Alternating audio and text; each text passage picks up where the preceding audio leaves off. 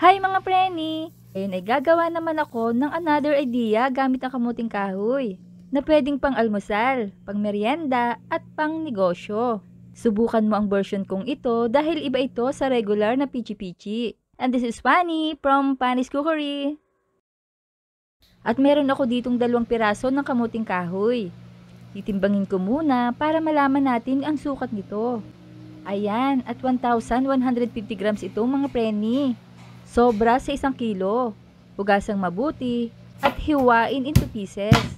Yung tamang laki na madaling hawakan. Balatan. Be careful lang sa pagbabalat. Hugasan at tanggalin ang matigas na parte nito sa gitna. At i-ready na natin ang kayuran. Kayurin hanggang sa maging pino na ito lahat. Yan. At ilagay sa blender. Lagyan ng konting sukat ng tubig. At i-blend natin until smooth. Ganito At ilagay sa strainer para madrain ang katas habang dinudurog pa natin yung iba. Ayan, natapos na. Hayaan na tumutulo ang katas nito ng 30 minuto. Makalipas ang 30 minuto, itapon ang katas at kuhain ang starch. Isama ito sa blended kamuting kahoy. O diba ang dami? Sayang naman kung itatapon. Maglagay ng kalahating tasa ng asukal. Kalahating tasa ng kondensada. Malamig ito galing sa ref. Maglagay din ng 1 tasa ng tubig.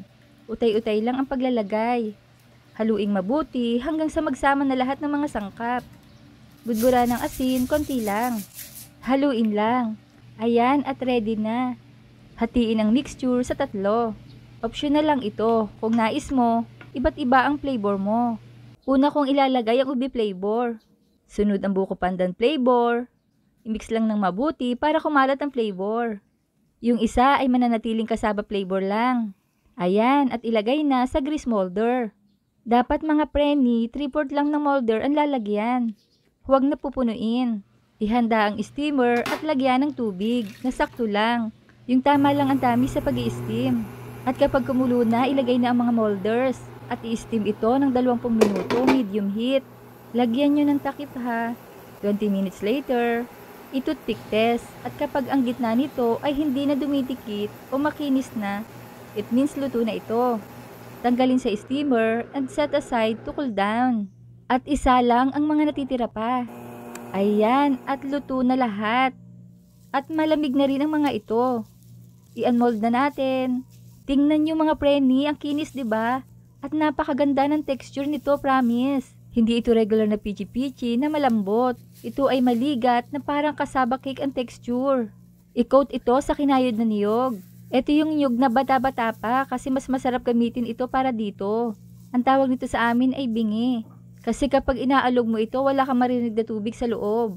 Ayan, at pwedeng-pwede din ang kinayod na cheese. Pareho itong masarap na partner ng kasaba. Tingnan nyo mga preni maligat ito. Pwede nyo din itong ilagay sa rep para mas ma-preserve pa ito at hindi ka agad masira. Sobrang sarap, try nyo. Kaya i-like, i-share at i-follow nyo na ako para updated kayo sa mga reseping ibabahagi ko pa. Huwag kalimutan, cook with love. Thanks for watching. Bye-bye!